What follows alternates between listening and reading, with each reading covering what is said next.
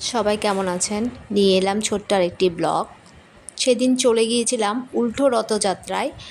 দেখতেই পাচ্ছেন আমি অফিস থেকে বের হয়ে তারপর গিয়েছিলাম। তো যাওয়ার সময় আমি আইডিয়াল স্কুলের সামনে একটি রথ পেয়েছিলাম। তো আমি সেখান থেকে আমার রথ টানা শুরু হয়েছিল।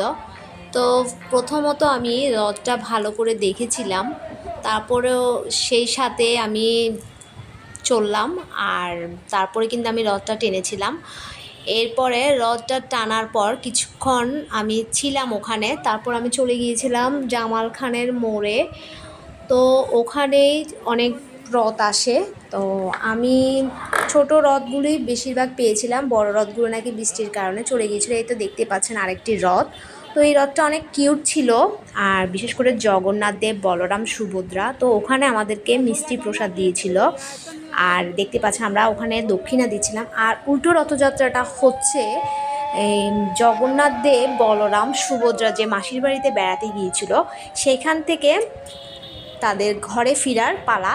এরপর চলে গিয়েছিলাম জামাল খানের চারাগি পাহাড়ের মোড়ে গোল চত্বরে। তো একটা কথা বলবো, উল্টো রথযাত্রাটা অবশ্যই টানার চেষ্টা করবেন, কারণ উল্টো রথযাত্রাটা নাকি মেইন আপনার ঘরে ওই দিন সৌভাগ্য ফিরে আসে। কারণ হচ্ছে জগন্নাথ দেব যখন মাসির বাড়িতে বেড়াতে যায় তখন কিন্তু মা লক্ষ্মীকে সাথে নিয়ে যায় না। তো যখন আপনার ঘরে ফিরে আসে তখন কিন্তু মা লক্ষ্মী দরজায় দাঁড়িয়ে থাকে, তো মা লক্ষ্মী সহ একসঙ্গে ফিরে আসে। তো সেদিন আপনি রথ টানলে আপনার পুঁথিমতে আপনার সেদিন মা লক্ষ্মী সহ আপনার ঘরে জগন্নাথ দেব সৌভাগ্য নিয়ে আসবে। তো সেজন্য উল্টো রথযাত্রাটা সবাইকে বলা হয় যে এটা অনেক সৌভাগ্যবান, আর এটা টানার জন্য।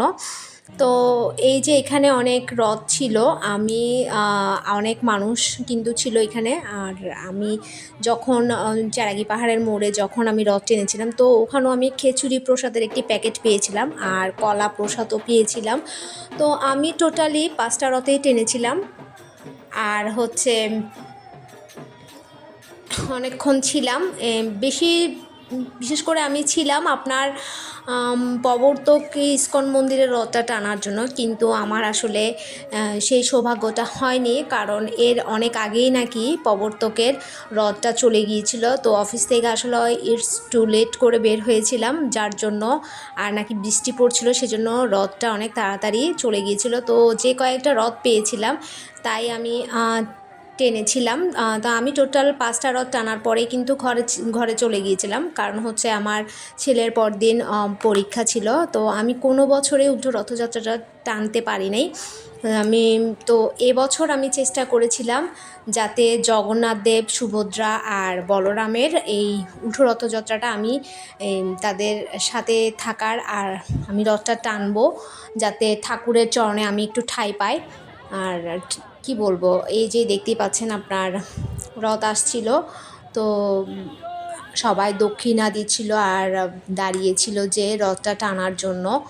তো আসল কথা বলবো কি, এই রথ টানার জন্য যে হাজার হাজার মানুষের ভিড় যখন থাকে তখন আসলে একটু কষ্ট হলেও আপনার এখানে একটা পরম সুখ পাওয়া যায়।